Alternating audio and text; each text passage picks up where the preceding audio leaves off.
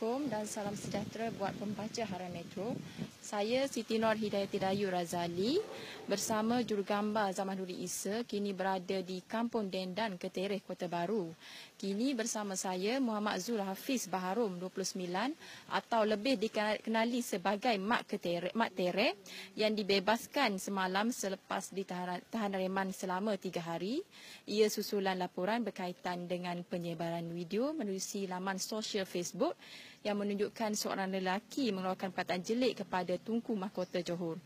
Mak Tereh yang ditahan oleh pasukan polis dari Ibu Pejabat Polis Kontingen Kelantan, kemudian dibawa ke Ibu Pejabat Polis Kontingen Johor Bahru, ditahan reman di sana dan semalam Tunku Mahkota Johor menitahkan supaya polis membebaskan Mak Tereh.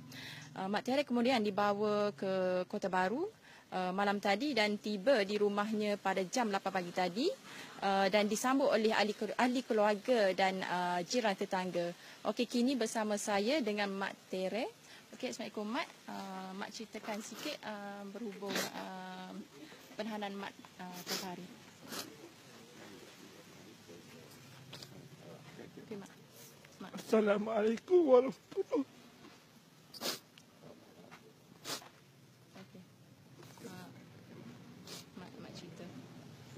Saya terima kasih kepada TMJ kerana saya minta maaf dengan TMJ kerana orang buat rakam video. Apa saya buat? Saya nak terus pesan ke orang jual rakam video, jangan buat lagi kepada saya. Saya oleh mengapa saya ni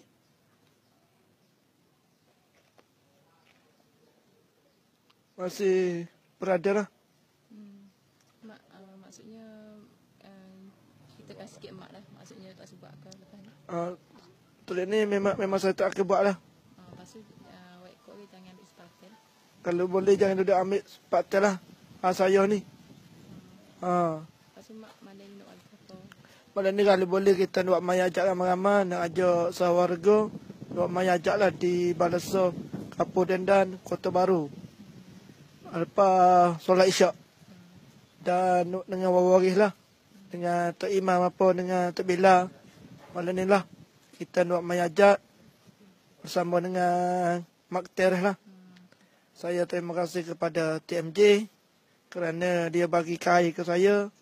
Saya pun terima kasih kepada TMJ lah. Assalamualaikum warahmatullahi wabarakatuh. Okey, itu saja bersama saya. Assalamualaikum.